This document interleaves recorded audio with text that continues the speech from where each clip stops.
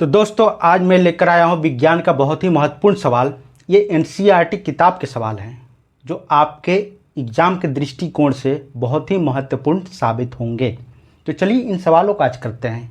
तो पहला सवाल है, निम्न में से कौन सा पदार्थ लेंस बनाने के लिए प्रयुक्त नहीं किया जा सकता? आपके पास ऑप्शन है ए जल, बी कांच, सी प्लास्टिक, डी मिट्टी। कौन सा ऑप्शन सही होगा बताइए? ऑप्शन नंबर डी सही होगा, मिट्टी। मिट्टी से लेंस नहीं बनाया जा सकता क्योंकि मिट्टी क्या करेगा, प्रकाश को रोक देगा, उसको पार नहीं होने देगा। ठीक है। सवाल नंबर दो क्या है? किसी बीम का अवतल दर्पण द्वारा बना प्रतिबिंब आभासी, सीधा तथा बीम से बड़ा पाया गया। वस्तु की स्थिति कहाँ होनी चाहिए? सीधा सा सवाल है कि कोई अवतल दर्पण है, उसके सामने वस्तु रखा गया है, उसका जो प्रतिबिंब बन रहा है कैसा बन रहा है? आभासी बन रहा है, सीधा बन रहा है और बीम से बड़ा बन रहा है। तो वस्तु की स्थिति कहाँ होगा? तो आप ये जान लीजिए, गोलीय दर्पण दो तरीके का होता है, एक अवतल होता है, एक उत्तल होता है। ठीक है। तो अवतल दर्पण जो है उसका जो प्रतिबिंब बनता है वो हमेशा कैसा बनता है? वास्तविक होता है और उल्टा होता है। हमेशा वास्तविक होता है और उल्टा होता है। सिर्फ एक केस है जिसमें प्रतिबिंब आभासी होता है और सीधा बनता है। उसी केस के बारे में यहाँ पे जिक्र किया गया है। आइए इसके बारे में जानते हैं कि वो कौन सा केस है, कौन सी स्थिति है। ठीक है। तो आपके सामने है अवतल दर्पण। अवतल दर्पण हमने रख दिया। यह है वक्रता केंद्र, यह है मुख्य फोकस। ठीक है। यह है ध्रुव, दर्पण का ध्रुव P है। तो जब वस्तु को मुख्य फोकस और दर्पण के ध्रुव P के बीच रखा जाता है तो जो प्रतिबिंब बनता है वो आभासी होता है और क्या होता है? आवर्धित होता है। ठीक है। ये आभासी प्रतिबिंब बनता है और सीधा होता है। आभासी होगा, सीधा होगा और बिंब से बड़ा होगा, यानी कि जो वस्तु उससे क्या होगा? बड़ा होगा। ठीक है। तब इसका ऑप्शन देखते हैं, कौन सा ऑप्शन सही होगा? मुख्य फोकस तथा वक्रता केंद्र के बीच बिल्कुल नहीं होगा। ठीक है। ऑप्शन बी वक्रता केंद्र पर बिल्कुल नहीं होगा। ऑप्शन सी वक्रता केंद्र से परे, ये भी नहीं होगा। ऑप्शन डी दर्पण के ध्रुव तथा मुख्य फोकस के बीच, ये ऑप्शन सही होगा। कौन सा ऑप्शन सही होगा? Option D. वस्तु की स्थिति क्या होगा? वस्तु कहाँ होनी चाहिए? दर्पण के ध्रुव तथा मुख्य फोकस के बीच होनी चाहिए। सवाल नंबर 3, किसी बीम का वास्तविक तथा समान साइज का प्रतिबिंब प्राप्त करने के लिए बीम को उत्तल लेंस के सामने कहाँ रखें? ऑप्शन है आपके पास ए लेंस के मुख्य फोकस पर, बी फोकस दूरी की दुगनी दूरी पर, सी अनंत पर, डी लेंस के प्रकाशिक केंद्र तथा मुख्य फोकस के बीच। कहाँ रखेंगे आप वस्तु को? यह है उत्तल लेंस दोस्तों। ये उत्तल लेंस है। उत्तल लेंस के इधर क्या है? ये वक्रता केंद्र C1 है, ये फोकस F1 है। वक्रता केंद्र C2 है, फोकस F2 है। ठीक है। तो जब बिंब को वक्रता केंद्र पर रखा जाता है, मान लीजिए बिंब को यहाँ रख दिया क्या, कहाँ पे? C1 पे, तो प्रतिबिंब किधर बनेगा? इधर बनेगा, लेंस के दूसरी तरफ। कहाँ बनेगा? C2 पे बनेगा, अर्थात वक्रता केंद्र पर ही बनेगा, दूसरी तरफ। ठीक है। कैसा होगा? वास्तविक होगा, उल्टा होगा, समान साइज का होगा। मतलब बिंब जितना बड़ा है प्रतिबिंब भी उतना ही बड़ा होगा। प्रतिबिंब कैसा होगा? वास्तविक होगा, उल्टा होगा और समान साइज का होगा, ना तो छोटा होगा ना तो बड़ा होगा। ठीक है। तो ऑप्शन अब देखते हैं कि कौन सा ऑप्शन सही होगा।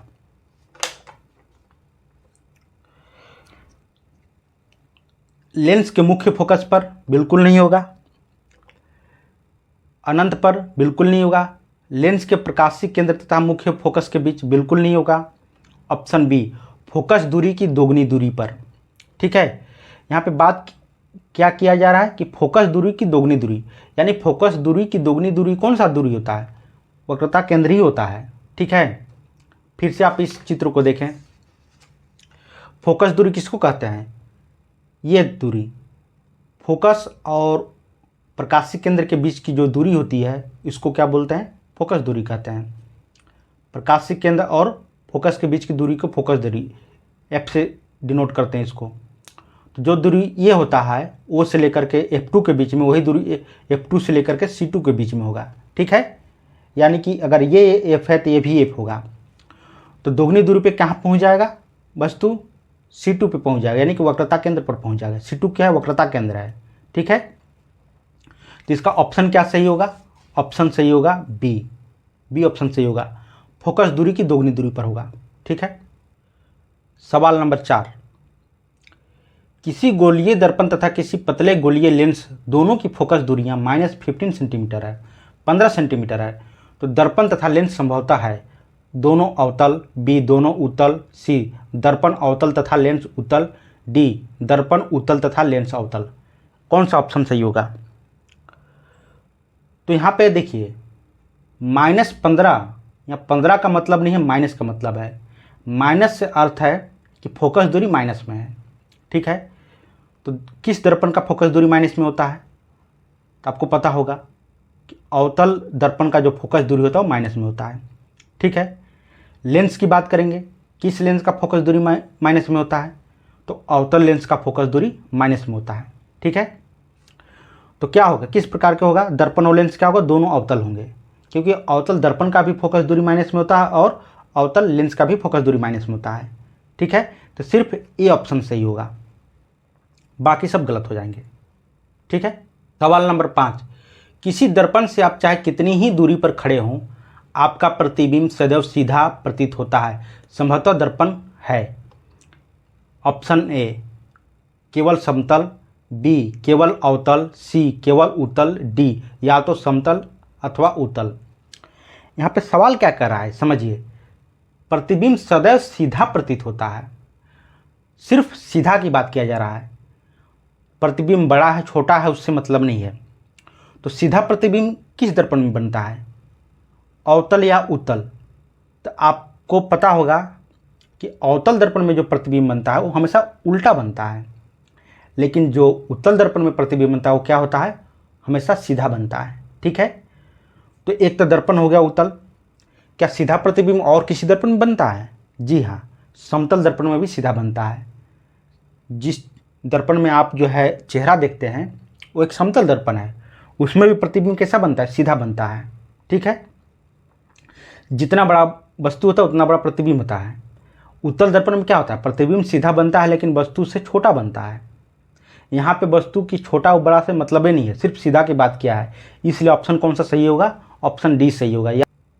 सवाल नंबर 6, किसी शब्दकोश डिक्शनरी में पाए गए छोटे अक्षरों को पढ़ते समय आप निम्नलिखित में से कौन सा लेंस पसंद करेंगे? ऑप्शन 50 सेंटीमीटर फोकस दूरी का एक उत्तल लेंस, बी 50 सेंटीमीटर फोकस दूरी का एक अवतल लेंस, सी 5 सेंटीमीटर फोकस दूरी का एक उत्तल लेंस, डी 5 सेंटीमीटर फोकस दूरी का एक अवतल लेंस।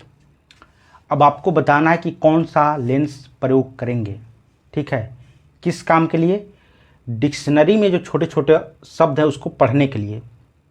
तो यहाँ पे आपको समझना होगा, कॉन्सेप्ट लगाना होगा कि ऑप्शन सही कैसे होगा।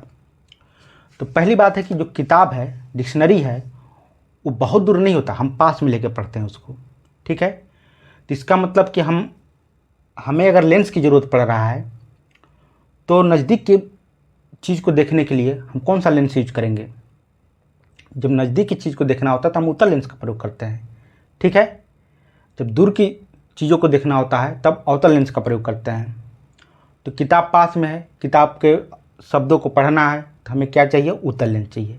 तो ये बात तो क्लियर हो गया कि हमें उत्तल लेंस ही चाहिए, अवतल लेंस वाला जो ऑप्शन होगा वो तो हटा दीजिए। तो बी ऑप्शन और डी ऑप्शन, सॉरी बी और डी ये तो आप हटा दीजिए, क्योंकि अवतल लेंस लिखा हुआ है। अब ऑप्शन बचा आपके पास ए और सी, 50 सेंटीमीटर फोकस दूरी का एक उत्तल लेंस और 5 सेंटीमीटर फोकस दूरी का एक उत्तल लेंस। अब इन दोनों में से कौन सा सही होगा? सवाल नंबर 7, निर्वात में प्रकाश की चाल क्या होगा? ऑप्शन ए 3 × 10⁸ किलोमीटर पर सेकेंड, बी 3 × 10⁸ सेंटीमीटर पर सेकेंड, सी 3 × 10⁸ मीटर पर सेकेंड, डी इनमें से कोई नहीं। तो इसका जो आंसर होगा वो होगा ऑप्शन नंबर सी सही होगा, क्योंकि प्रकाश की जो चाल होता है वो क्या होता है, 3 × 10⁸ मीटर पर सेकेंड होता है। ठीक है, निर्वात और वायु में दोनों में समान होता है। सवाल नंबर 8, लेंस की क्षमता का मात्रक क्या होता है? तो लेंस की जो क्षमता का मात्रक होता है दोस्तों, वो होता है डायोप्टर। ठीक है, लेंस की क्षमता का मात्रक क्या होता है? डायोप्टर होता है। तो इसका ऑप्शन क्या होगा? सी सही होगा। सवाल नंबर 9, किस प्रतिबिंब को पर्दे पर प्राप्त किया जा सकता है? ऑप्शन आपके सामने है, आभासी प्रतिबिंब, वास्तविक प्रतिबिंब, दोनों को, डी इनमें से कोई नहीं। इसका जवाब क्या होगा? तो ऑप्शन नंबर बी सही होगा, वास्तविक प्रतिबिंब को। वास्तविक प्रतिबिंब को ही पर्दे पर उतारा जा सकता है, आभासी को नहीं। ठीक है दोस्तों। सवाल नंबर 10, 4D क्षमता वाले उत्तल लेंस की फोकस दूरी होगी। ए है 10 सेंटीमीटर, बी है 15 सेंटीमीटर, सी है 20 सेंटीमीटर, डी है 25 सेंटीमीटर। इसका जवाब क्या होगा? बताइए कौन सा ऑप्शन सही होगा? चलिए आइए देखते हैं। तो लेंस की क्षमता का मात्रक क्या होता है? डायोप्टर होता है। ठीक है, यानी कि P बराबर जो होता है 1/f होता है। इसी को डायोप्टर भी बोलते हैं। F क्या है? फोकस दूरी है। ठीक है, तो फोकस दूरी क्या है? यहाँ पे F है। इसके वैल्यू रखिए P की जगह, यानी डायोप्टर 4 1/f। F का जो वैल्यू निकालेंगे क्या हो जाएगा? 1/4 इक्वल टू 0.25। ठीक है, ये क्या होगा? मीटर में वैल्यू आया। इसको जो आप 100 से गुना करेंगे तो क्या हो जाएगा?